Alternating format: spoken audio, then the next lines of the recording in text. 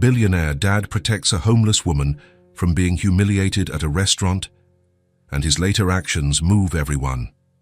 The crystal of the wine glasses reflected the golden light from the chandeliers as Richard Turner pushed open the heavy oak door of Le Bernardin. His right hand held firmly onto the small fingers of Emily, his 5-year-old daughter, whose blonde curls bounced with each excited step. "Daddy, this place is huge," Emily whispered, her light blue eyes wide before the imposing dining room. Richard smiled. At 42, he had built a hotel empire that allowed him to frequent the city's best restaurants, but nothing compared to the pleasure of seeing the world through his daughter's curious eyes. "Good evening, Mr. Turner." The maitre d' approached with reverence. "Your usual table?" "Perfect, James." As they were led through the dining room, Richard noticed the respectful glances from other patrons. Some recognized him from business magazines, others simply sensed his commanding presence. Emily walked beside him, observing everything with the natural ease typical of children. The reserved table was near the large window overlooking the bustling avenue. Emily climbed onto the cushioned chair, having to stretch to reach the polished mahogany table. "What are we eating today, Daddy?" Richard picked up the leather-bound menu. "How about grilled salmon for you, and maybe some golden potatoes? Can I have orange juice?" "Of course, Princess." The waiter approached, dressed in an impeccable uniform. Richard placed the order while Emily played with the linen napkin, folding it into imaginary shapes. "Daddy, look." It turned into a little bird. Very creative. Richard felt his chest warm.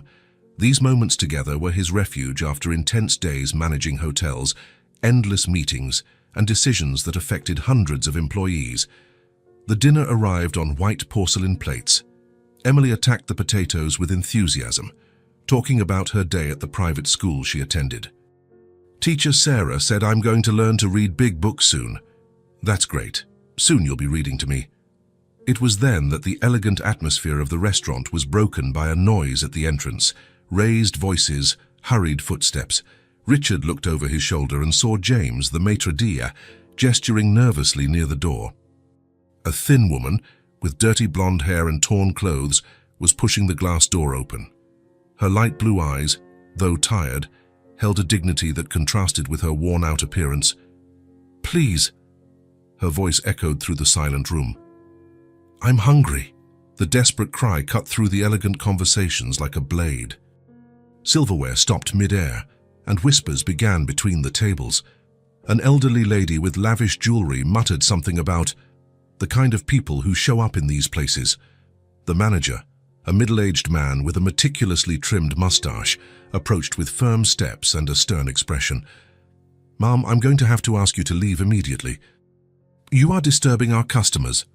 The woman came closer, her hands trembling. "I just need a little food, anything. I haven't eaten in days." James, the maitre d', tried to discreetly guide her back to the entrance, but she resisted. "Please, just a piece of bread, anything." Emily stopped eating completely, her light blue eyes fixed on the woman. She studied the thin face, the torn clothes, the expression of despair. "Daddy."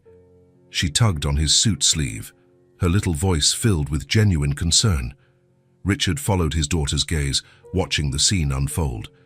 The manager was already signaling for 2 security guards to approach, while other customers murmured in discontent. The woman took a step back when she saw the security guards, but her gaze remained pleading. "I'm hungry," she repeated, louder this time, her voice echoing through the room in a desperate plea. Emily stood up on her chair, her clear and determined voice cutting through the tense air. "Daddy, can we help her?" The child's simple and direct question plunged the entire restaurant into absolute silence. All eyes turned to the Turner's cacao table. The manager immediately recognized who was seated there, and his posture changed. "Mr. Turner, I apologize for the disturbance. We'll handle this immediately." But Richard had already made his decision. He stood up slowly, looking directly at the woman who was still trembling near the entrance. His voice came out firm and clear, echoing throughout the room. "Dine with us." The 2 simple words had a seismic impact on the elegant environment. The silence became even more profound, if that were possible. Waiters stopped with trays in the air, customers turned completely in their chairs, and even the discreet clinking of crystal ceased. The woman covered her face with her hands, and her shoulders began to shake violently. She couldn't speak for a few seconds, just shook her head in disbelief. Emily clapped her hands. "Oh, we're beaming. Yes, Daddy. She can sit here with us." The maitre d' looked from Richard to the woman, clearly conflicted between the establishment's strict rules and his respect for one of his most important clients. After a few seconds of hesitation, he made a discreet gesture for a chair to be brought over. The woman approached slowly, as if walking in a dream. Her legs seemed barely able to support her. I can't believe it," she murmured, her voice choked with emotion. "Are you really—" "Please, sit," Richard said gently, indicating the chair the waiter had positioned. "What's your name?" "Grace." She sat down carefully, as if the chair might disappear at any moment. "Grace Williams." "I'm Richard, and this is Emily." Emily waved cheerfully, her light blue eyes shining with satisfaction. "Hi, Grace." "You have pretty hair, even if it's dirty." Grace looked at the child, and for the first time a genuine smile appeared on her tired lips. "Hello, Emily. You're very kind." The waiter approached, visibly uncomfortable, but maintaining his professionalism. "What would the lady like to order?" Grace took the menu with trembling hands, clearly intimidated by the exorbitant prices. Maybe just a soup? The cheapest one?" "Not at all," Richard intervened firmly. "Bring her the grilled salmon, just like Emily's, and an appetizer as well." "The best you have." "Yes, sir."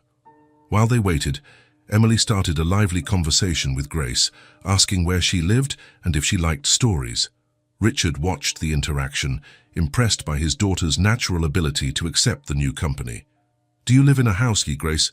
Emily asked innocently. Grace hesitated, looking at Richard as if asking for permission to be honest. "Not exactly, sweetie. I live on the street." "On the street?" Emily frowned, confused. "But where do you sleep when it rains?" "Sometimes I find a dry place, sometimes I don't." The simple, direct answer made Richard feel a pang in his chest. Emily processed the information with the typical logic of a child. "That must be very cold and uncomfortable." "It is," Grace admitted. When the food arrived, Grace held the fork with visibly shaking hands. Her eyes filled with tears as she cut the first piece of salmon. "It's been so long," she whispered to herself. "How long since your last meal?" Richard asked gently. "For 3 days, maybe 4. Grace chewed slowly, savoring every bite. "I had forgotten what real food tastes like." Emily immediately pushed her plate toward Grace. "You can eat my potatoes too. Mommy always said that sharing is caring." Richard felt his heart ache. Emily rarely mentioned her mother, who had died in an accident when she was just 2 years old. Grace accepted a few potatoes, visibly moved. "Your daughter has a huge heart," she said to Richard, her voice thick with emotion. She definitely got that from her mother. As Grace ate, she began to relax and share fragments of her story.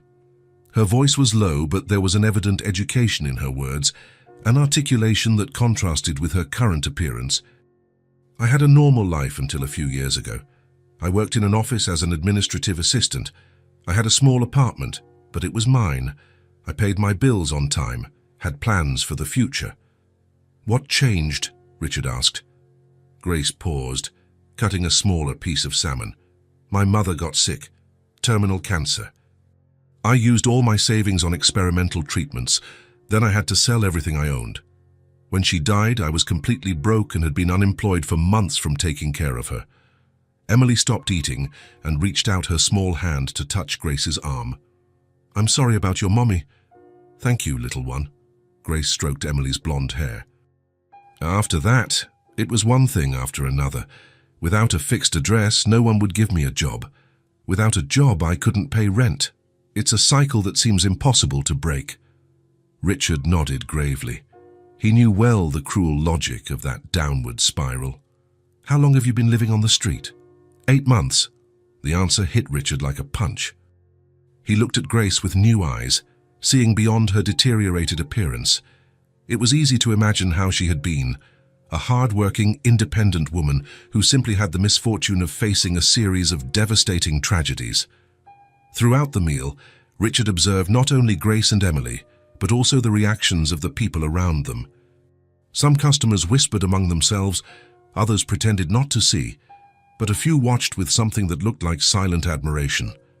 What impressed him most was Emily's complete naturalness. To her, there was nothing extraordinary about sharing a meal with someone in need. It was simply what good people did. Emily insisted on sharing her dessert, an elaborate chocolate pudding, with Grace, who accepted with tears running down her face. "You're a gift from heaven, Emily," she said. "I like you, Grace. You're nice to talk to." When they finished, Grace stood up slowly, as if she didn't want the magical moment to end. "I have no words to express my gratitude. You gave me much more than a meal today. You gave me back a piece of my humanity." Richard discreetly took out a few bills from his wallet. "So you can take proper care of yourself for the next few days." Grace initially tried to refuse, but Richard insisted, "It's not charity. It's just one person acknowledging another." Before leaving, Grace knelt beside Emily's chair. "Thank you, Princess. You taught me today that there are still angels in the world." Emily hugged her tightly. "Are you going to be okay, Grace?" Grace looked into the child's light blue eyes, then at Richard. "I'll try. Thank you both." As Grace left, walking more upright than when she had arrived, the restaurant slowly returned to its normal rhythm. Richard paid the bill while Emily played thoughtfully with her napkin. "Daddy," she said as they walked to the car, "why were those people looking at us funny?" Richard chose his words carefully. Sometimes people get uncomfortable when they see situations that make them think about difficult things, but Grace was hungry. All we had to do was give her food. "You're right, Princess, that's exactly right." Emily nodded, satisfied with the simplicity of the logic. Driving home, Richard reflected on the extraordinary evening. In his 42 years, he had faced countless complex business decisions, negotiations worth millions, moments that defined his career. But something about that night felt different, more significant. Perhaps it was the memory of his own humble childhood before financial success arrived. Perhaps it was the absolute purity of the compassion shown by Emily. Or perhaps it was the recognition that, in a world where it's easy to become indifferent to the suffering of others, his 5-year-old daughter still saw every person as deserving of basic dignity. That night, Richard Turner had done more than pay for an expensive dinner for a stranger. He had given Grace Williams something infinitely more valuable, the reminder that genuinely good people still existed in the world and that she deserved to be among them. The echo of his daughter's simple words kept resonating in his mind. "Daddy, can we help her?" And his own equally simple response, "Dine with us." 2 sentences that had changed at least 3 lives that night in ways he was only beginning to understand. The BMW's engine purred softly as Richard drove through the city's illuminated streets. The streetlights cast golden patterns inside the car, and Emily was quiet in the back seat, looking out the window. For the first few minutes of the drive, she remained silent, which was unusual for a 5-year-old who normally chatted about everything she saw. Richard watched her in the rearview mirror, noticing how thoughtful she seemed. "Fadzid?" Emily finally broke the silence, her small voice echoing in the quiet interior of the car. "Yes, Princess." "Is Grace going to sleep on the street tonight?" Richard felt a pang in his chest. He had hoped Emily would simply forget the encounter after dinner, as children often do. But his daughter was still processing what she had witnessed. "Probably so," he answered honestly. He never lied to Emily about important things. Emily was quiet for a few blocks, watching the beautiful, well-lit houses pass by the window. Each one represented safety, warmth, a family protected from the outside world. "It must be very cold," she murmured. "Yes, it must be." The traffic light turned red, and Richard stopped the car. Emily unbuckled her seatbelt and moved to the middle of the seat, leaning forward until she could rest her arm on her father's shoulder. "Daddy."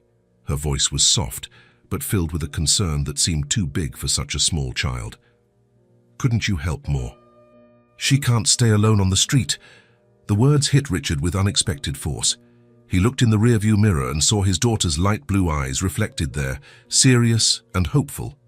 The light turned green, but Richard took a few seconds to accelerate. Emily's simple question echoed in his mind, filled with an innocence that cut through all the complications an adult mind could create. Richard began, but couldn't finish the sentence. What could he say? That helping Grace beyond that night would be complicated. That he had responsibilities, a company to run, a reputation to maintain. Emily remained leaning on his shoulder, waiting for an answer that didn't come. She seemed really sad before she ate with us, Emily continued, but when she smiled at me, she looked different, like she was herself again. Richard drove the rest of the way in silence, with Emily still resting on his shoulder. His daughter's physical presence was comforting, but her words continued to resonate in his mind. When they arrived at their mansion in the suburbs, Richard helped Emily out of the car. The house stood majestically before them, with its lit windows and perfectly manicured gardens. The contrast with what Grace would face that night was stark. "Daddy," Emily said as they climbed the marble steps to the entrance, "do you think Grace has a family? She mentioned siblings. Why don't they help her?" Richard paused with the key in the lock. It was a complex question to explain to a 5-year-old. Sometimes families lose track of each other, Princess. Sometimes people are ashamed to ask for help. Emily considered this while Richard opened the door. "I would never be ashamed to ask for your help, Daddy. And I hope you never have to," Richard replied, feeling that ache in his chest again. After her bath and nightly rituals, Richard tucked Emily into bed. She held his arm as he stood up to leave. "Daddy, do you promise you'll think about Grace?" Richard looked at his daughter's angelic face, framed by her blonde hair spread across the pillow. "I promise." Emily smiled and let him go. "Good night, Daddy. I love you." "I love you too, Princess." Richard closed the bedroom door and went down to his study. The house was quiet, with only the ticking of the antique clock in the hallway echoing off the walls. He sat in his leather armchair and poured himself a glass of whiskey. Normally, this was his time to review contracts, plan expansions for his hotel chain, or answer important emails. But that night, his mind was completely occupied with other things. Emily's words echoed constantly. "Couldn't you help more?" Richard grew up in an upper-middle-class family. His father was a successful corporate lawyer, his mother a respected socialite who organized charity events. He had never known real hardship, never questioned where his next meal would come from. As a child, he occasionally saw people experiencing homelessness, but they were distant, almost abstract figures. His parents would avoid them with a discreet change of path, and if Richard ever asked about them, he received vague answers about people who made bad choices. It was only in college, studying business at Harvard, that he began to understand the socio-economic complexities behind poverty. But even then, it remained a theoretical issue, something to be discussed in seminars or cited in academic papers. His fortune came through hard work, smart decisions, and, he admitted to himself, a good dose of luck in being in the right place at the right time when the hotel market boomed. But he had never faced real adversity, never been truly vulnerable. Until that night, encounters with homeless people were quick transactions. A dollar bill passed through a car window, an annual donation to charitable organizations, always maintaining a safe and comfortable distance. But Grace was different. For some reason, she had become real to him in a way he had never experienced before. Perhaps it was because Emily had completely humanized her, treating her not as a social problem, but as a person who deserved care.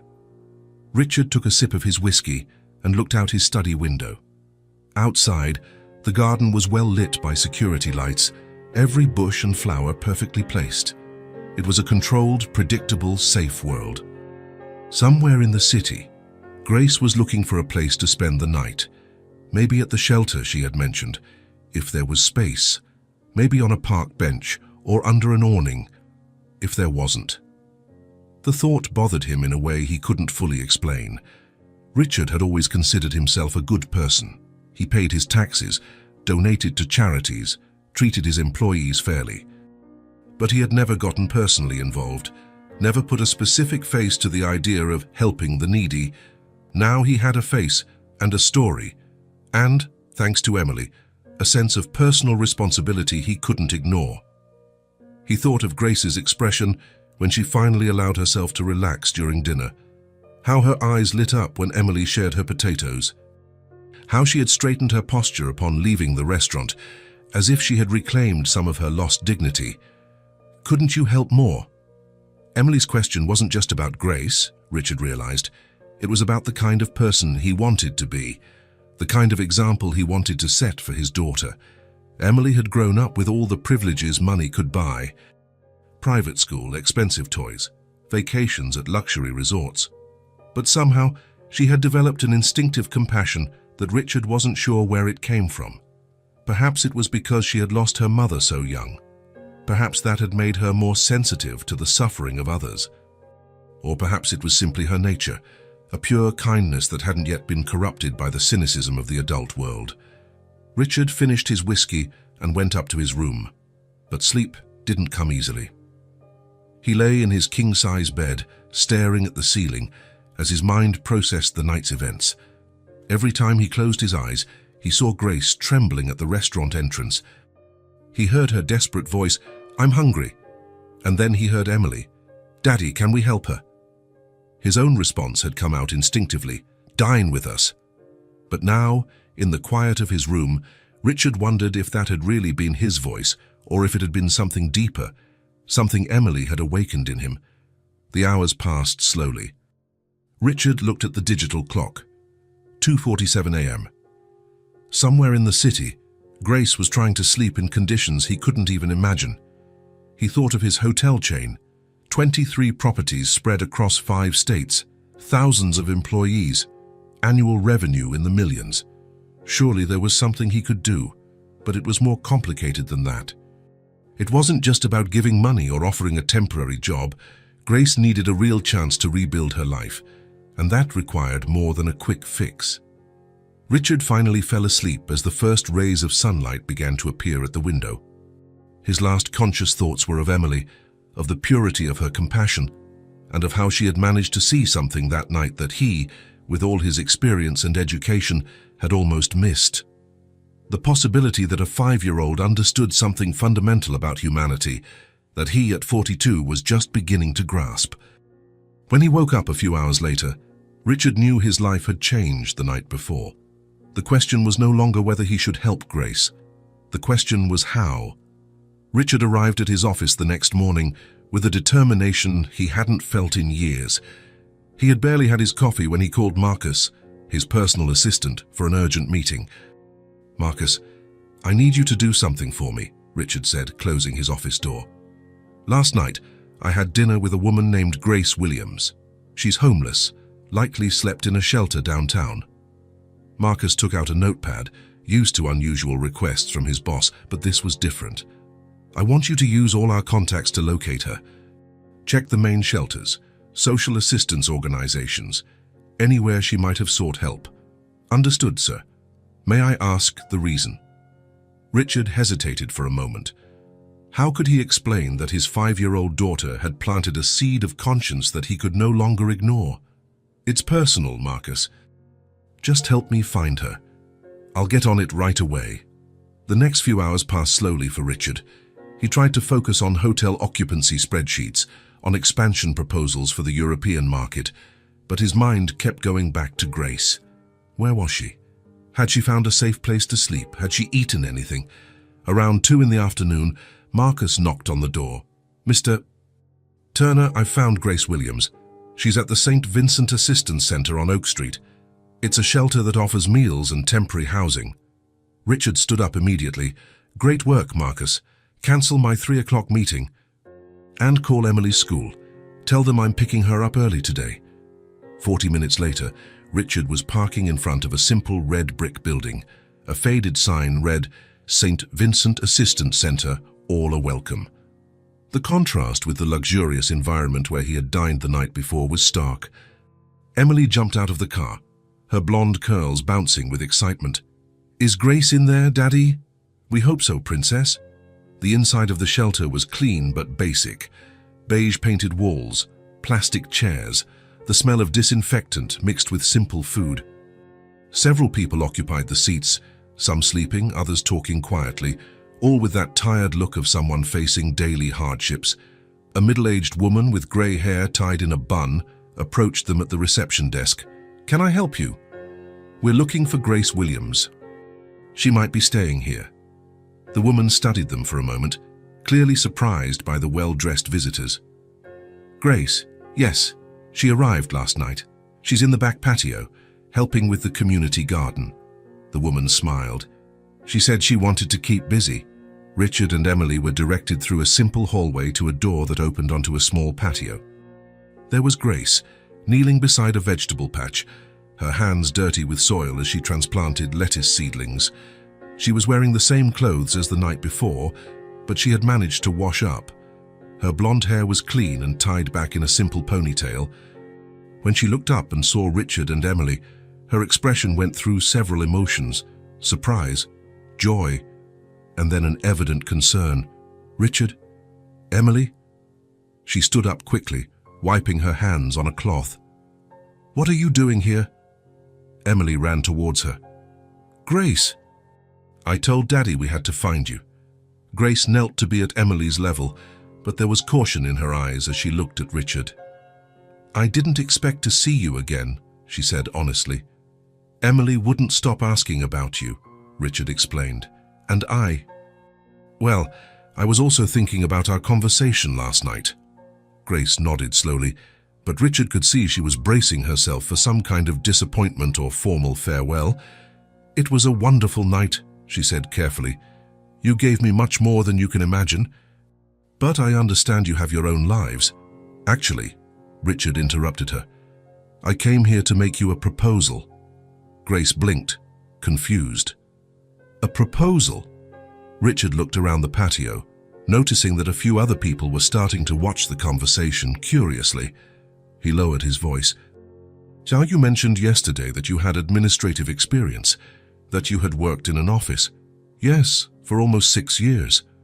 "And you said you can't get a job because you're living on the streets." Grace looked down, clearly embarrassed. "It's a cycle. No fixed address, no proper appearance, no one gives me a chance. And without a job, I can't get off the streets." Emily held Grace's dirt-covered hand. "That's not fair." "No, it's not," Richard agreed. "That's why I'm here." Grace looked at him with a mixture of hope and skepticism.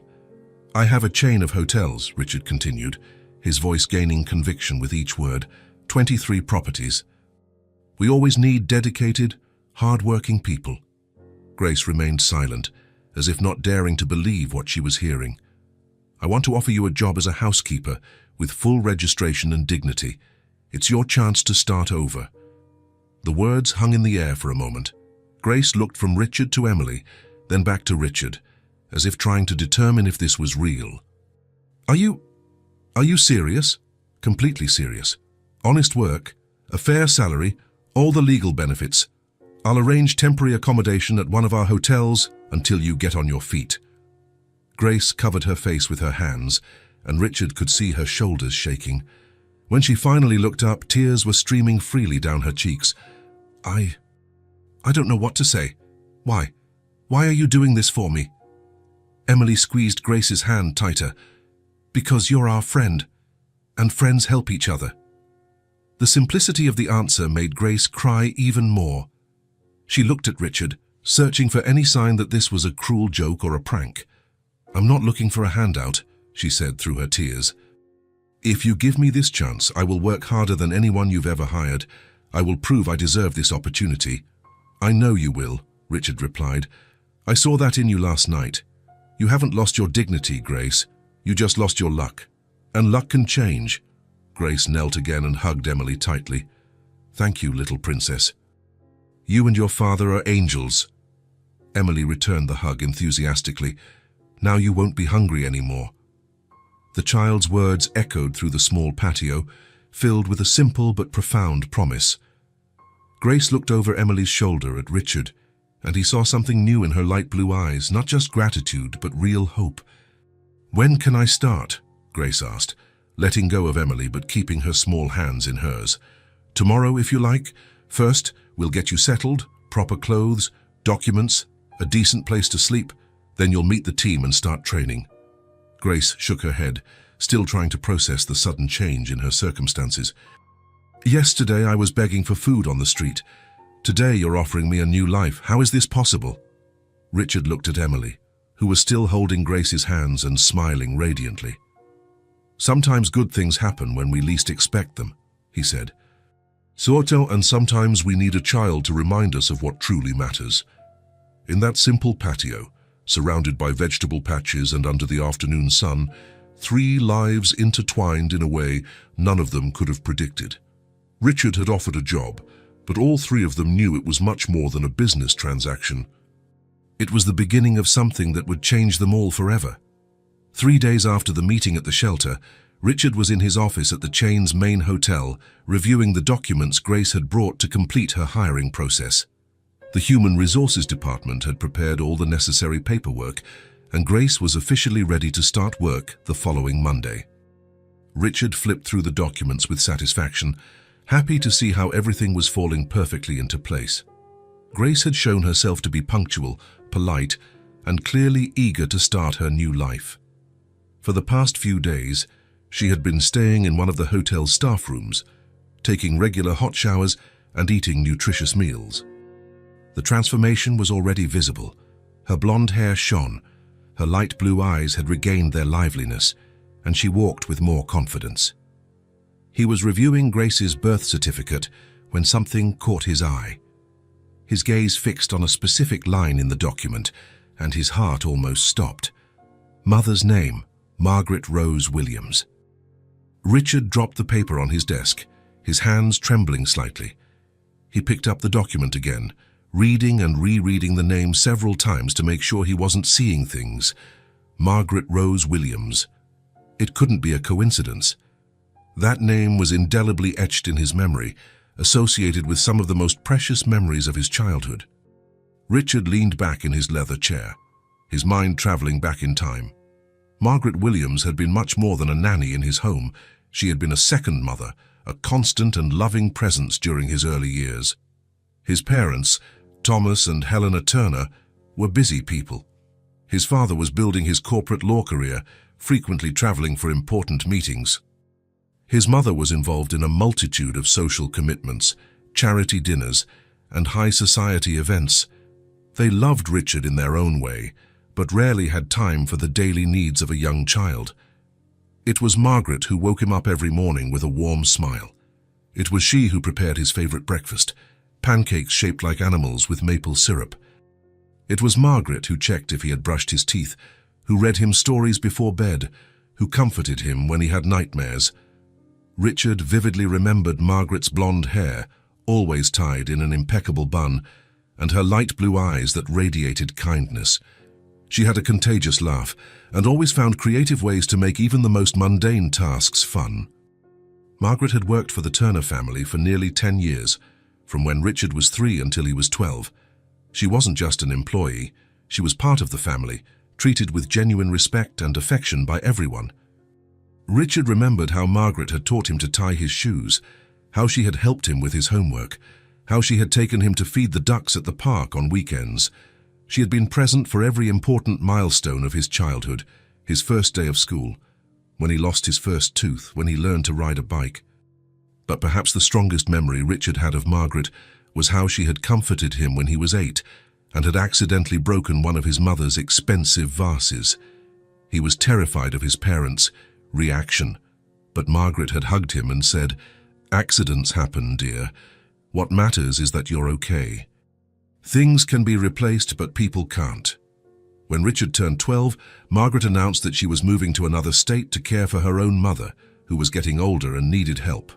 The farewell had been devastating for the boy. He cried for days, feeling as if he were losing an essential part of his life. Margaret promised to keep in touch, and for a few years, they exchanged letters, but gradually, as Richard entered adolescence and became more involved with school, sports, and friends, the correspondence dwindled. By the time he was in college, he had lost contact with her completely. Over the years, Richard often thought of Margaret, especially at important moments in his life. When he graduated from college, when he opened his first hotel, when Emily was born, in all those moments, he wished he could share his achievements with the woman who had been so important in his upbringing. Now, looking at Grace's birth certificate, Richard felt an overwhelming mix of emotions. If Margaret was truly Grace's mother, it meant that the woman he had found on the street was the daughter of the person who had cared for him most during his childhood. Richard pressed the intercom button. "Sarah, could you ask Grace to come to my office, please? Tell her it's about the documents." "Of course, Mr. Turner. She's just finishing her cleaning procedures training. She should be here in a few minutes." Richard waited nervously, arranging and rearranging the papers on his desk. His mind was buzzing with questions. Could it really be the same Margaret? Grace had mentioned she cared for her mother during a terminal illness. That would fit with what he knew of Margaret's caring nature. A soft knock on the door interrupted his thoughts. "Come in." Grace appeared, wearing the simple but clean uniform she had received for her training. Her blonde hair was tied back practically, and she seemed more confident than at any time since Richard had met her. "You wanted to see me about the documents?" she asked, sitting in the chair across from his desk. Richard picked up the birth certificate, his hand still trembling slightly. "Grace, I need to ask you something that might seem strange." He paused, taking a deep breath. "Was your mother named Margaret?" The question came out laden with emotion, and Grace immediately noticed something different in Richard's tone. "Yes," she answered slowly, her eyes narrowing slightly with curiosity. "But she passed away a few years ago." Richard closed his eyes for a moment, feeling a wave of conflicting emotions: joy at discovering the connection, sadness at knowing Margaret had died, and an overwhelming sense that fate had orchestrated this meeting. "Margaret Rose Williams?" he asked, needing to be absolutely sure. "Yes." Grace now looked confused and slightly worried. "Richard, why are you asking about my mother? Did you know her?" Richard stood up and walked to the window, trying to process his emotions before answering. When he turned back to Grace, his eyes were moist. "Grace, your mother took care of me when I was a child. Margaret was my nanny from when I was 3 until I was 12. Grace blinked several times, as if she hadn't quite understood. "What?" "Margaret Williams worked for my family for nearly a decade. She was like a second mother to me, one of the most important people of my childhood." Grace stood up slowly, her hand automatically going to her mouth. "That's not possible." "Yes, it is." Richard returned to his chair, picking up the birth certificate. "Did she have blonde hair like yours, light blue eyes, a contagious laugh?" "Yes," Grace whispered. "Did she used to make pancakes in the shape of animals?" Grace nodded, tears beginning to form in her eyes. "She used to do that for me and my siblings when we were little." "Grace," Richard said softly, "I lost touch with your mother when I went to college. I've always regretted that. Margaret was one of the kindest people I've ever known. She taught me so much about compassion, about treating everyone with dignity." Grace sat down again, her legs feeling weak. "My mother used to talk about the family she worked for when she was young. She always said those were very happy years of her life. She talked about a little boy she adored, whom she watched grow up." "That little boy was me," Richard confirmed. Grace covered her face with her hands, trying to process the impossible revelation. "She always said you would grow up to be a good man, that you had a generous heart even when you were very little." Richard felt a lump in his throat. Margaret had talked about him to Grace. Even after all these years, she remembered him fondly. "How did she die?" Richard asked gently. "Lung cancer. It was quick, at the end. She didn't want us to suffer watching her fade away, so she tried to hide how serious it was until it was too late." Grace wiped her tears with the back of her hand. "I used all my savings trying to pay for experimental treatments. When she died, I was completely broke." Richard nodded, now fully understanding how Grace had ended up in the situation where he had found her. "Was she proud of you?" "Very. She always said I was her greatest achievement." Grace smiled through her tears. "She would have been devastated if she knew I ended up on the street." "No," Richard said firmly. "Knowing Margaret, she would have understood. She would have been proud of how you fought, of how you cared for her until the end." Grace looked at him with a new expression, as if seeing Richard in a completely different light. "So that's why," she murmured. "What?" "That's why you helped us at the restaurant. Why you offered me a job. It wasn't charity. It wasn't just kindness. It was because your mother taught me what it means to care for people," Richard completed. "Margaret showed me that true nobility doesn't come from how much money you have, but from how you treat others." Grace stood up again, walking to the window where Richard had stood moments before. "My mother always said that good people eventually find each other. That the universe has a way of connecting those who need to be together." Richard joined her at the window, both of them looking out at the city below. "Grace, offering you a job isn't enough. Not for the daughter of the woman who meant so much to me." Grace looked at him, confused. "I want to invite you to stay at my house until you're completely back on your feet. Emily and I have plenty of space, and it would be an honor to have you with us." Grace was silent for a long moment, processing the invitation. "Richard, that's too much. You've already done so much."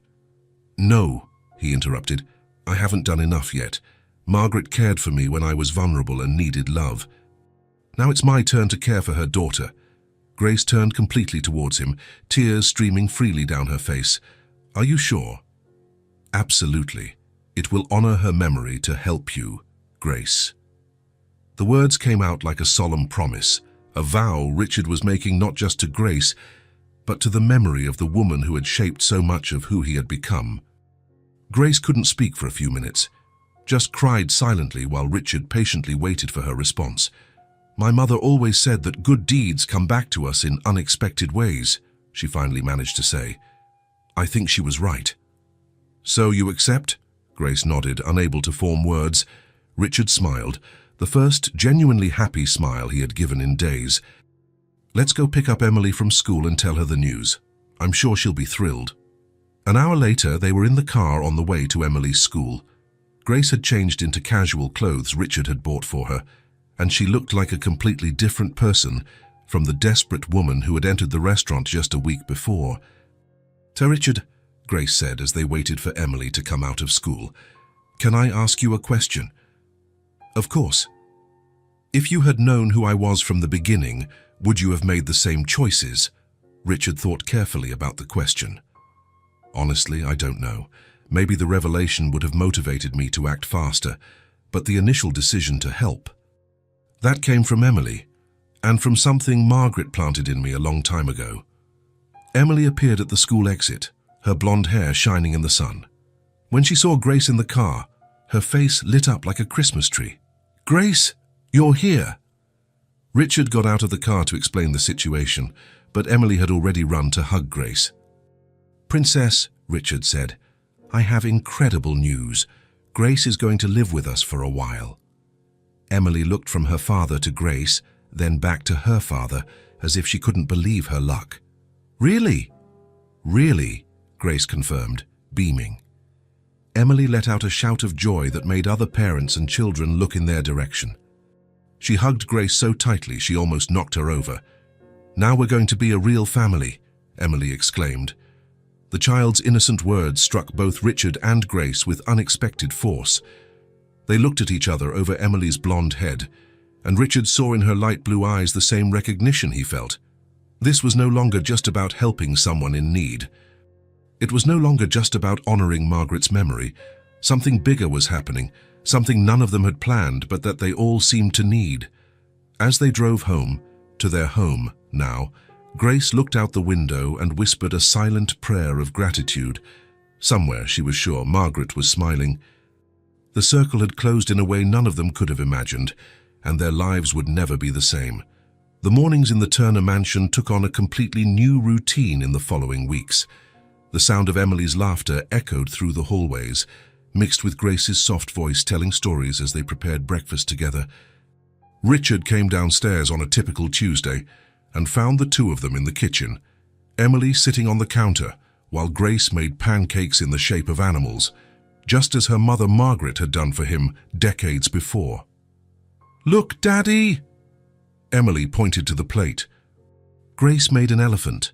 Grace smiled, her light blue eyes shining with a joy Richard hadn't seen since he met her. "My mother taught me this trick. She used to say that food made with love always tastes better. While Emily ate, Grace told a story about a brave elephant who helped other animals in the forest. Her voice was expressive, full of different intonations for each character. Richard noticed how completely absorbed Emily was. And then, Grace continued, gesturing dramatically, the elephant used its trunk to reach the kitten stuck in the tree. Because that's what friends do, they help each other, no matter how hard it is. Like you and Daddy, Emily exclaimed.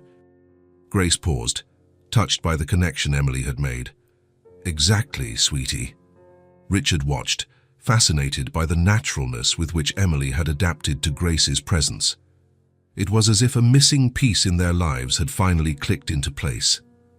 After breakfast, Grace helped Emily organize her school backpack. She checked that all the books were in place, that her lunch was properly packed, that Emily had brushed her teeth. "Did you do your homework?" Grace asked affectionately.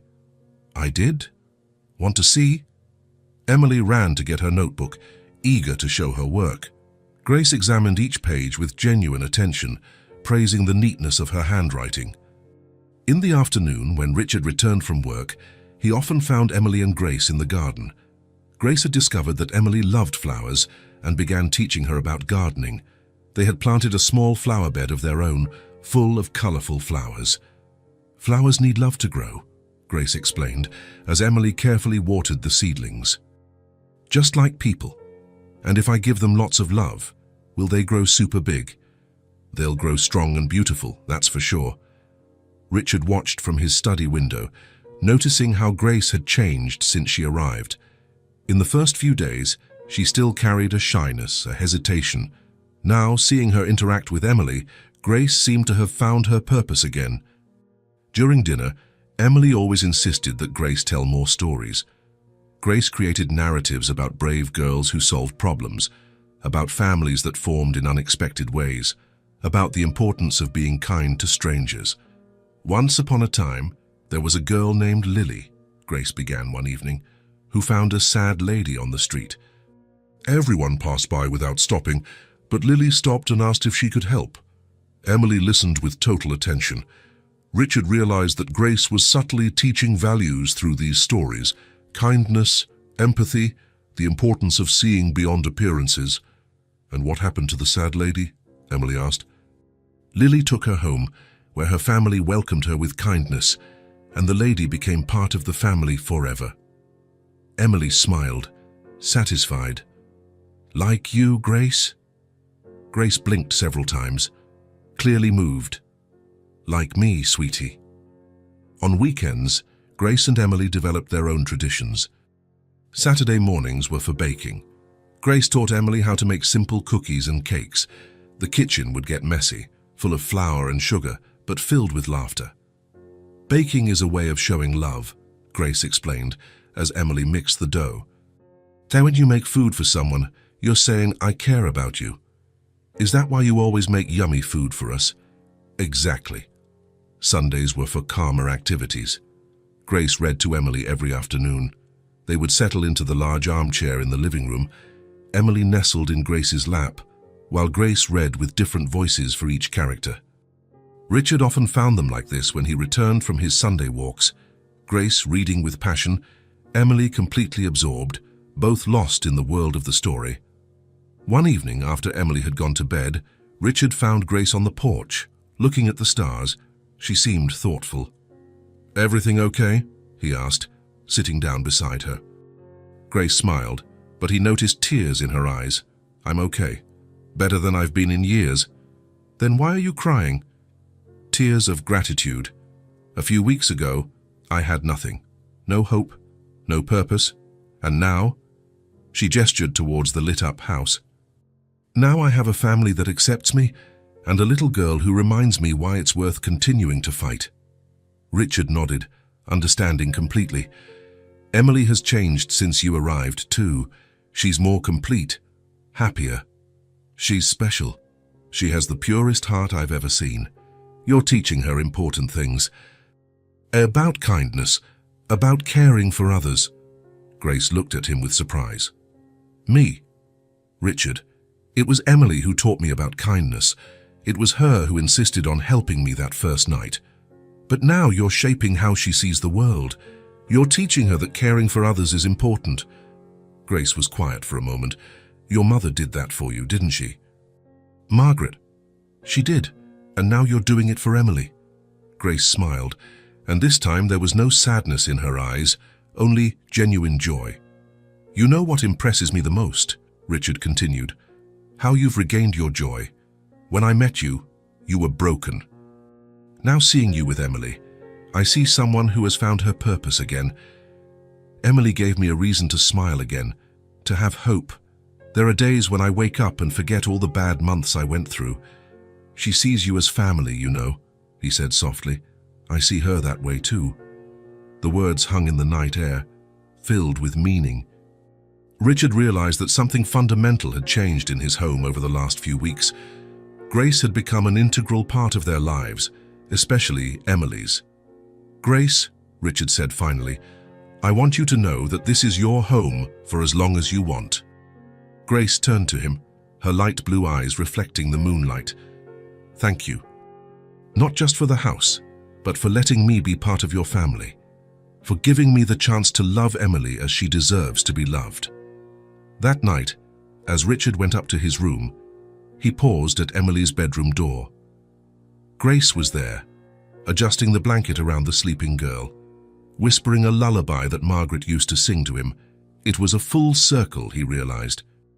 The love and care Margaret had given him were being passed on to Emily through Grace, and in the process, Grace was healing not only Emily's wounds from the absence of a mother, but also her own wounds caused by loss and despair. The alarm clock went off at 5:30 in the morning, as it had every day for the past 3 weeks. Grace got up quickly, without needing to hit the snooze button. Since she started working at the Turner Grand Hotel, she had never been late a single day. She took a quick shower, put on her impeccably clean uniform, and went down to the kitchen. Richard was already there, drinking coffee and reviewing some reports. "Good morning," she said softly, so as not to wake Emily. "Good morning, Grace. How are you feeling?" "Good. Excited for another day."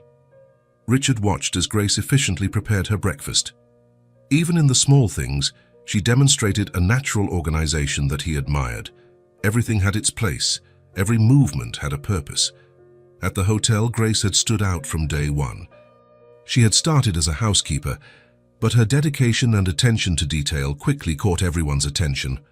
Margaret Silver, the housekeeping supervisor, had commented to Richard the week before, "I've never seen someone so careful with the rooms.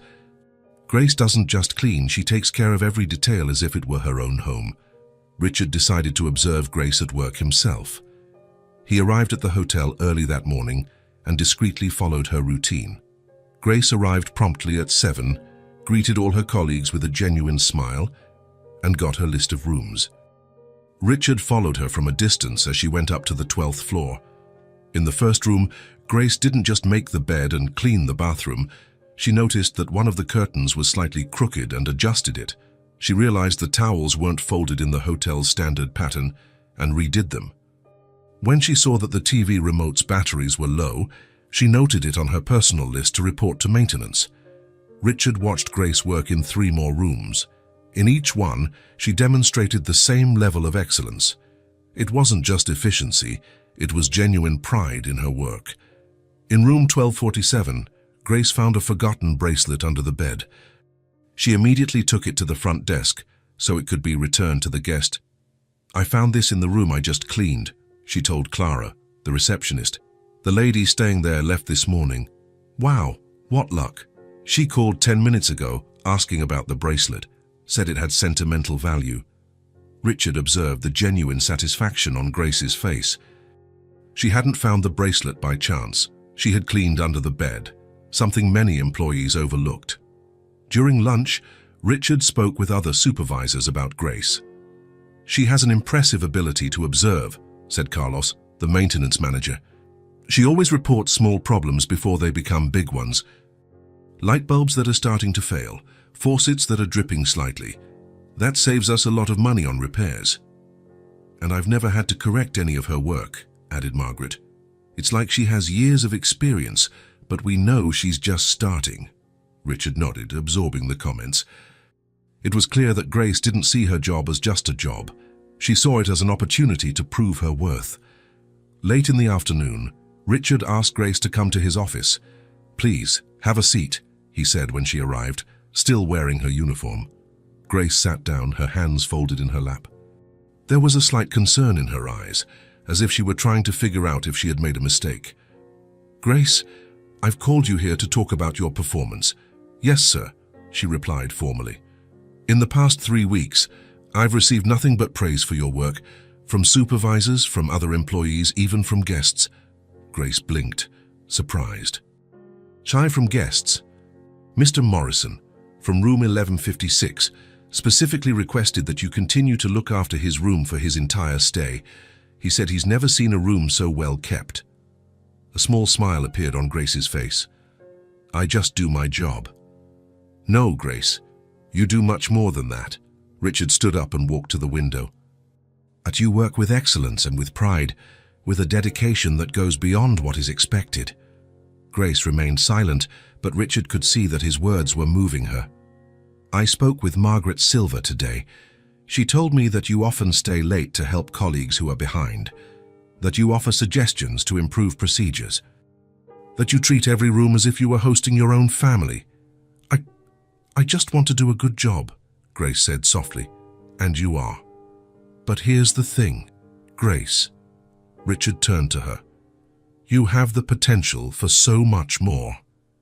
Grace looked at him with a confused expression. "What do you mean?" Richard returned to his chair, choosing his words carefully. "Grace, you deserve more than this.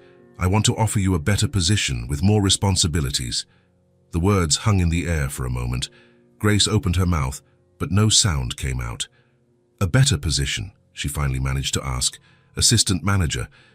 You would work directly with me and the other managers, overseeing operations, training new employees, helping to implement improvements in procedures." Grace gripped the sides of the chair, as if needing to anchor herself. "Richard, I've barely finished 3 weeks as a housekeeper. And in these 3 weeks, you've shown more leadership and vision than some managers who have been working here for years." Grace shook her head slowly. "Are you sure? I don't want you to think I'm taking advantage of our personal situation." Richard leaned forward, looking directly into Grace's light blue eyes. "Grace, if you were anyone else, any other employee, I would make the exact same offer. This has nothing to do with our friendship or with Margaret. This has to do with merit." Grace was silent for a few minutes, processing the offer. Richard could see various emotions cross her face: surprise, gratitude, anxiety, and finally, a growing determination. "And what would the salary be?" she asked practically. Richard mentioned a figure that was almost 3 times what she earned as a housekeeper. Grace covered her mouth with her hand. "It's a fair salary for the position," Richard explained. "You'll have to work hard, make difficult decisions, deal with complex problems. But I believe you're ready for it." Grace stood up and walked to the window, looking out at the city below. Richard could see her reflection in the glass, tears silently streaming down her cheeks. "A few months ago," she said finally, without turning around, "I was sleeping on park benches, eating leftover food when I could find it. Now you're offering me a management position. Now you are rebuilding your life," Richard corrected, "with dignity, with your own merit." Grace turned around, her eyes shining with tears of joy. "I accept," she said firmly. "I accept, and I promise you will never regret this decision." Richard smiled. "I know I won't." Grace walked back to the chair but didn't sit down. There was a new energy in her posture, a confidence Richard hadn't seen before. "When can I start?" "On Monday. That gives you the weekend to prepare mentally." "And Emily? How will I explain it to her? Tell her the truth?" "That you worked hard and got promoted because you deserved it?" Grace nodded, drying her tears. "Richard, I don't know how to thank you." "You don't have to thank me. Just keep being who you are, dedicated, honest, caring, and remember that this promotion is just the beginning." When Grace left the office, Richard watched her walk down the hall. There was something different in her stride, not just confidence, but purpose. Grace wasn't just surviving anymore, she was thriving. That night, during dinner, Grace told Emily about her promotion. "Does that mean you're going to be a boss?" Emily asked, impressed. "It means I'm going to help take care of your daddy's hotel." "How cool. Now you're important." Grace held Emily's small hand. "I was always important, sweetie. Sometimes we just need a chance to show it." Richard watched the interaction, feeling a deep satisfaction. Grace was not only rebuilding her professional life, she was rebuilding her self-esteem, her dignity, her vision for the future. The woman he had found desperate at the restaurant door was finally discovering who she really was, a competent professional, a valuable person, someone who deserved every opportunity life could offer. 6 months had passed since Grace arrived at the Turner mansion. Autumn was arriving with its golden leaves covering the garden she and Emily had tended together all summer. The flowers they planted were blooming in vibrant colors, a tangible symbol of how their lives had also blossomed. Grace was on the porch, watching Emily play in the garden with Whiskers, the cat. The girl ran among the trees, her blonde hair flying in the wind, while Grace watched her with the maternal smile that had become natural over the past few months. Richard arrived home from work that Friday afternoon to a familiar and comforting scene. Grace and Emily were preparing dinner together, as they always did. The kitchen was filled with laughter and the aroma of something delicious in the oven. "Daddy!" Emily ran to hug him. "Grace is teaching me how to make lasagna." "That's great, Princess." Richard looked at Grace, noticing something different in her expression. There was a serenity there, but also a subtle melancholy he had learned to recognize. During dinner, Grace was quieter than usual. She answered Emily's questions with her usual affection, but Richard felt she was processing something important in her mind. After Emily went to bed, Grace asked to speak with Richard in the living room. She sat in the armchair where she used to read to Emily, her hands folded in her lap.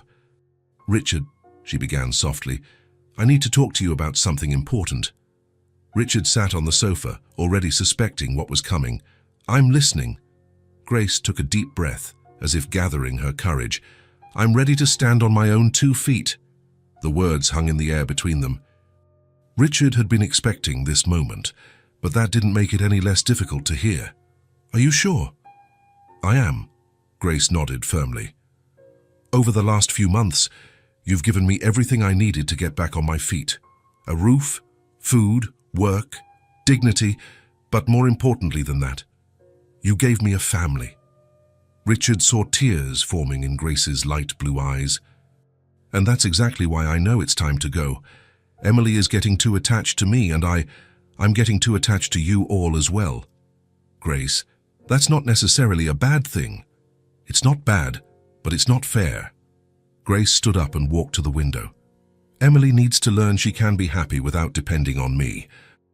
And I need to prove to myself that I can live independently." Richard understood the logic, but it didn't make the situation any less painful. "Where will you live?" "I found a small apartment a few blocks from the hotel. It's simple, but it's mine. With my new salary, I can pay the rent and still save a little. And Emily? How are we going to tell her?" Grace returned to the armchair, her hands trembling slightly.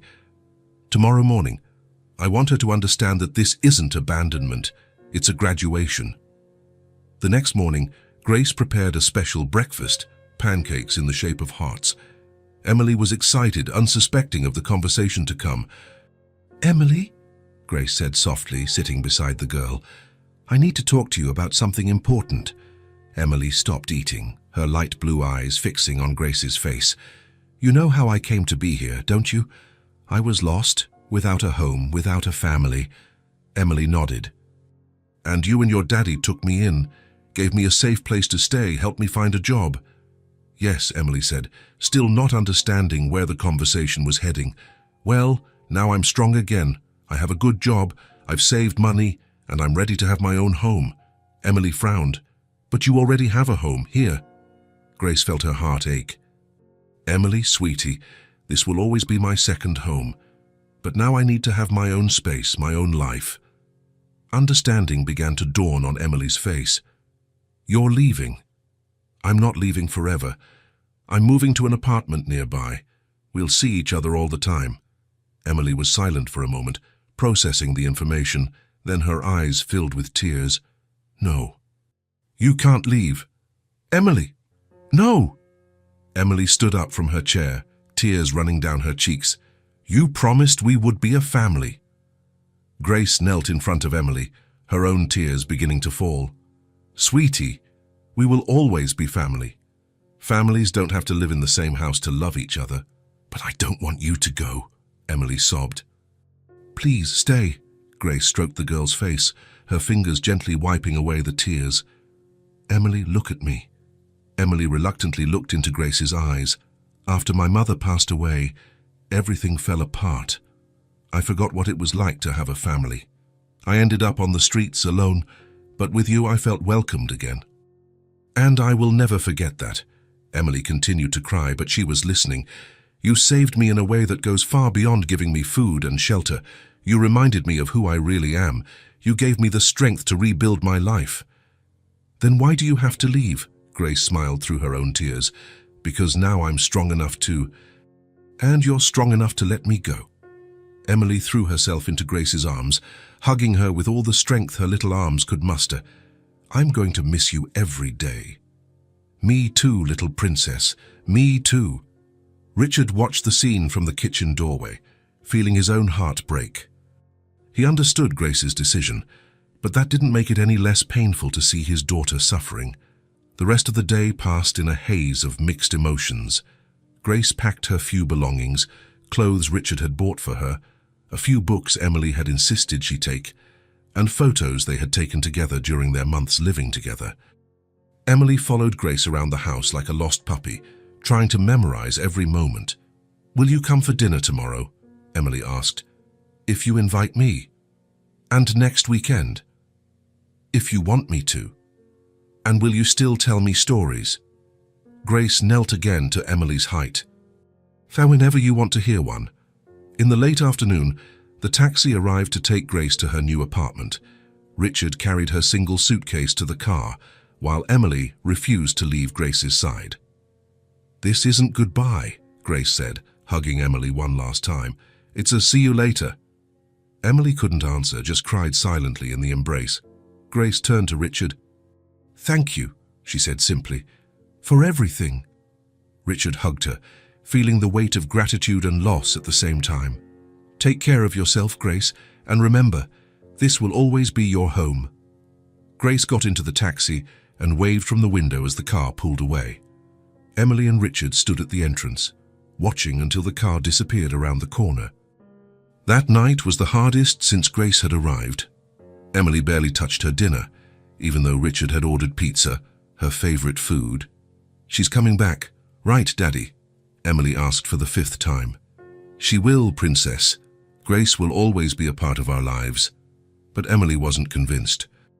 She played unenthusiastically with her toys, without her usual animation. At bedtime, she asked Richard to read to her, since Grace was no longer there to do it. Richard chose one of Emily's favorite books, but his voice lacked the expressive magic that Grace brought to the stories. Emily lay quiet, clearly missing the animated voices and gestures Grace made. Daddy, Emily said softly when Richard finished reading. Yes, Princess. Why did Grace have to leave? Richard sat on the edge of the bed, choosing his words carefully. Sometimes, when people get strong again, they need to prove to themselves that they can take care of themselves. Emily was quiet for a moment, but we took good care of her. Yes, we did.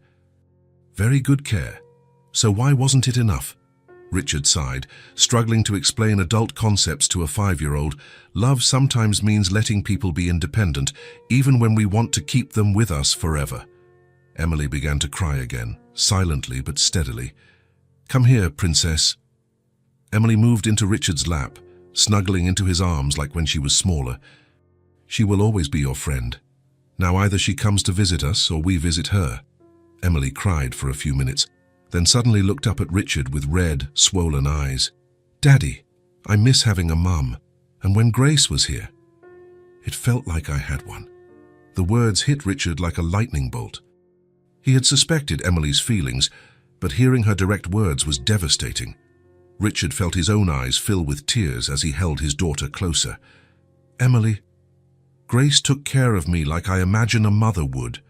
She told me stories, taught me things, worried about me when I was sad. Richard struggled to find the right words. The death of Emily's mother had been so traumatic that she rarely talked about missing having a mother. Hearing it now, in connection with Grace's departure, made everything clear. Grace hadn't been just a guest or even a friend. For Emily, she had filled a maternal void that Richard hadn't realized was so deep. "Sweetie," Richard said softly, "you're right. Grace took care of you like a mother would." Emily looked up, surprised that he acknowledged her feelings. "And it's okay to miss that. It's natural. But now she's gone. She's moved to her own house, but the love she has for you hasn't gone away." Emily considered this for a moment. "Daddy, do you think I'll see her tomorrow?" "I don't know, Princess. But I know that when you see her again, she'll still love you just the same." Emily snuggled back against Richard's chest. "I wish she was my real mum." The confession broke Richard's heart completely. He hugged Emily tightly, realizing that Grace's departure had exposed a deep wound he didn't know existed. "Emily, Grace will always be special to us. And who knows what the future holds." "What do you mean?" Richard wasn't sure what he meant. The words had come out instinctively, but now he wondered if there was something deeper behind them. "I mean that sometimes the best things in life happen when we least expect them." Emily finally fell asleep in his arms.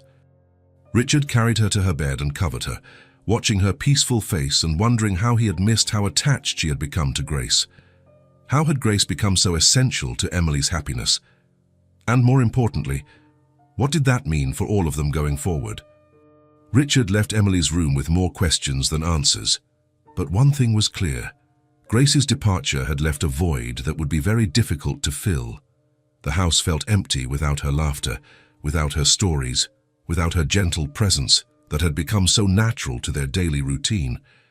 For the first time since Grace had arrived, Richard wondered if letting her go had been the right decision, or if they had lost something precious that they would never be able to replace. 2 weeks after Grace's move, the phone rang at the Turner mansion on a Saturday afternoon. Emily ran to answer, eagerly waiting for any news from her dear friend. "Hello? Hi, Princess." "It's Grace." Emily's face lit up instantly. "Grace, Grace, Daddy, it's Grace." Richard approached, smiling at the genuine joy on his daughter's face. "Hi, sweetie," Grace said from the other end of the line. "I have a special invitation for you." "What kind of invitation?" Emily asked, jumping with excitement. "How about you come for dinner at my place tomorrow?" "I want to show you my apartment and cook a special meal," Emily shouted with joy, and Richard took the phone. "Of course, Grace. What time?" 6 o'clock. It's nothing fancy, but it will be made with lots of love. We'll be there." The following Sunday, Richard and Emily walked through the streets to the neighborhood where Grace had moved. It was a simpler area of the city, with modest but well-kept apartment buildings. They climbed the stairs and knocked on the door of apartment 2B. Grace opened it immediately, as if she had been waiting on the other side.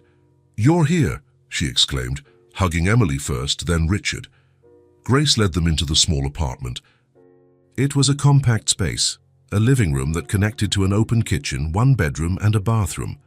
But every corner was tidy and carefully arranged, decorated with simplicity and good taste. "Wow!" Emily ran through the room, examining everything. "It's so pretty, Grace." On the walls, Grace had hung some of the photos they had taken together during their months at the mansion. A small table was set for 3, with a blue and white checkered tablecloth and fresh flowers in the center. "It's small," Grace said, a bit shyly, "but it's mine." "It's perfect," Richard said sincerely. "You've made it a home." A delicious aroma came from the kitchen. Grace had prepared a feast considering the size of the space: roast chicken with herbs, mashed potatoes, sautéed vegetables, and for dessert, Emily's favorite chocolate cake. "Grace, did you cook all this?" Richard asked, impressed. "I started early this morning. I wanted everything to be perfect." Grace served drinks, orange juice for Emily and wine for Richard. They sat at the small table, which was a little tight, but cozy. "Before we begin," Grace said, raising her glass, "I'd like to make a toast." Emily raised her juice glass, imitating the adults. "For months, You took care of me in every possible way. You gave me food, shelter, work, dignity, but more importantly, you gave me love. Richard saw tears forming in Grace's eyes. Tonight, it's my turn to take care of you. They gently clinked their glasses.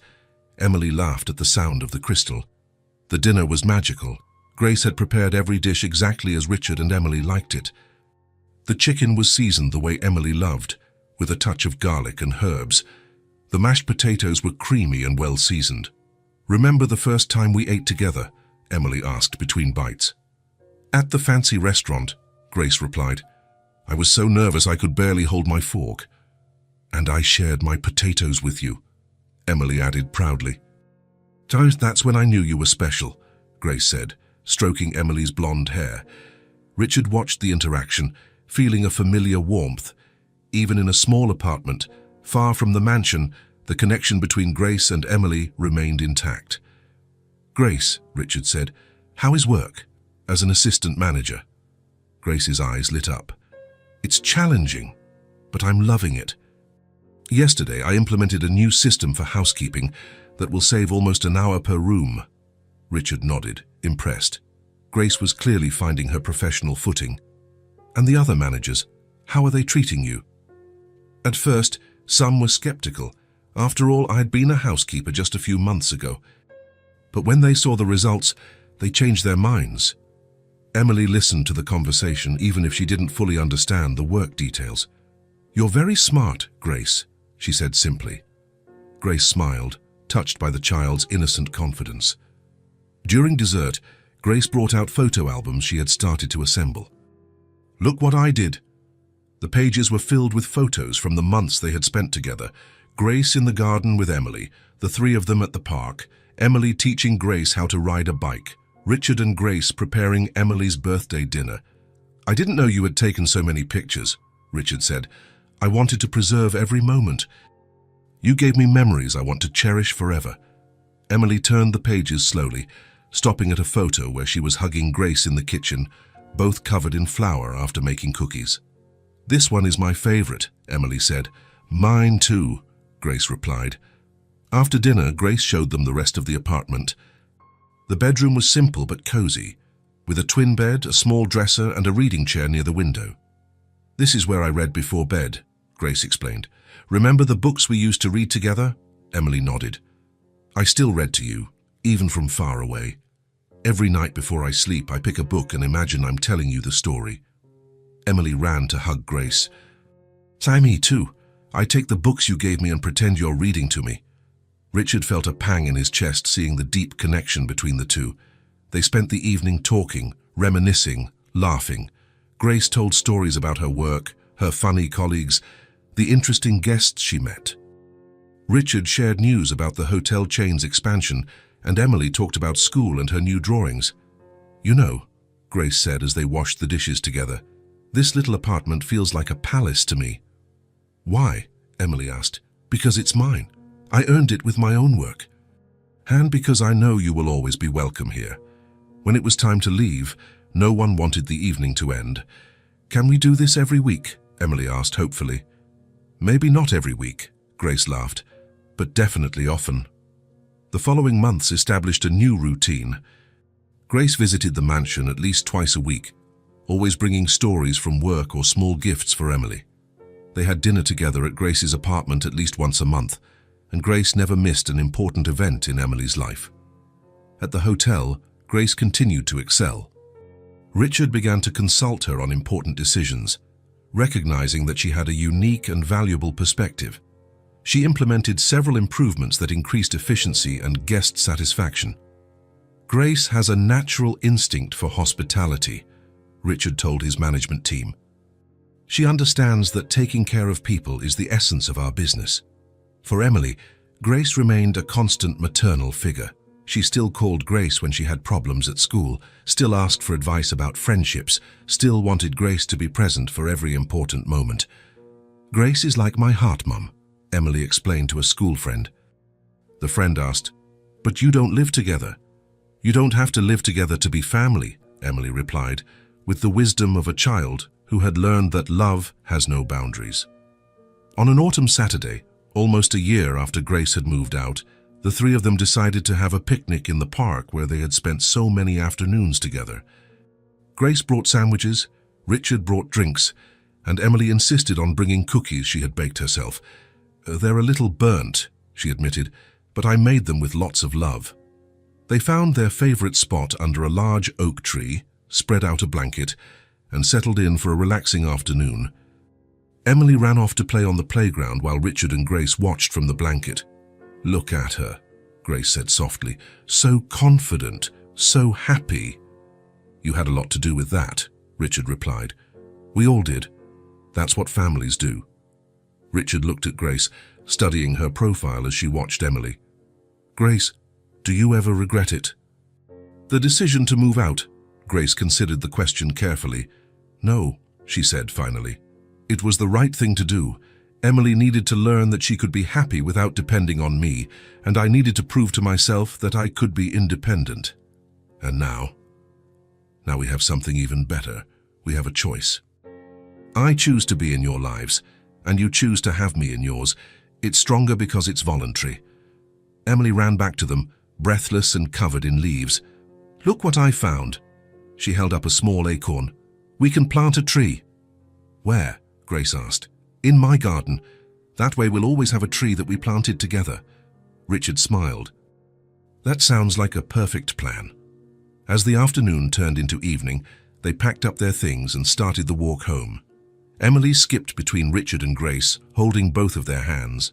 "Grace," Emily said suddenly, "you know what?" "What, sweetie?"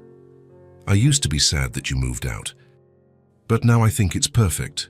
"Why?" "Because now when we're together, it's because we want to be together, not because we have to be." Grace stopped walking, impressed by the little girl's wisdom. "Emily, that's exactly right." Richard looked at his daughter with pride. At 6 years old, she had understood something that many adults never learn. They resumed their walk, moving slowly through the tree-lined streets as the sun set behind them. Their shadows stretched long on the sidewalk, 3 figures walking close to one another. "You know," Grace said quietly, "when I was living on the streets, I thought happiness was just having food and shelter." "And now?" Richard asked. "Now I know that happiness is being loved and having people to love back. It's feeling like you matter to someone." Emily squeezed Grace's hand. "You matter to us. And you matter to me. Forever." They continued walking, their laughter echoing through the quiet streets. 3 people who had found each other through the most unlikely circumstances, who had become a family not by blood, but by choice, by love, by the simple decision to care for one another. When they reached the corner where they would part ways, Richard and Emily to the mansion, Grace to her apartment, none of them seemed ready to say goodbye. "Same time next week?" Grace asked. "Definitely," Richard answered. "Promise," Emily added. "Promise," Grace said, sealing it with a hug. They stood there for a moment, enjoying the warmth of their connection. Then Grace started walking toward her apartment, turning to wave until she disappeared around a corner. Richard and Emily watched until she was gone, then started their own walk home. "Daddy," Emily said as they walked. "Yes, Princess." "We're lucky, aren't we? Very lucky." "Because Grace found us." Richard thought about it. "Because we found each other." Emily considered this as they neared home. "Daddy, do you think other people are alone like Grace was?" "I'm sure they are." "Then maybe we should help them too." Richard smiled, impressed once again by the big heart in such a small person. "Maybe we should." As they entered the house, Richard reflected on the journey that had brought them to this point. It had started with a simple question from a 5-year-old girl. "Daddy, can we help her?" That question had changed 3 lives forever. Small gestures of kindness can transform destinies and create bonds that last forever. Sometimes all it takes is a willingness to see beyond appearances, to extend a hand to someone in need, to open your heart when it would be easier to look the other way. In a world that can often seem cold and indifferent, Richard, Emily, and Grace had discovered that love can blossom in the most unexpected places, that families can be formed through compassion, and that sometimes the greatest gifts we receive are the ones we give to others. Their story was proof that no matter how low someone might fall, how broken they might seem, with a little kindness and a lot of love, anyone can find their way back to hope, to dignity, to home. If this story touched your heart, subscribe to the channel and turn on notifications so you don't miss the next ones. Leave a like because it helps this story get recommended to more people. See you in the next story.